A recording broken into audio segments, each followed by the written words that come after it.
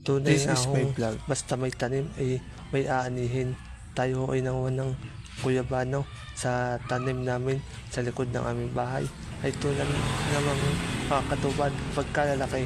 Sabi ho ng iba ay mabaho ka rin, pero masarap at mainam na gamot sa ubo.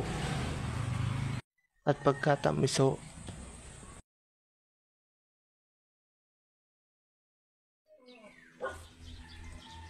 at rin naman ho ang tanim namin bayabas.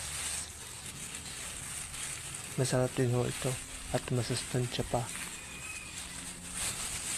Yan ho ang ating sinuputan para huwag kainin ng hayop o ng insekto. Wow! Ang ganda Yan ho mo. ang pagkalalaki. Ang lalaki. Mayaman ho ito sa vitamina.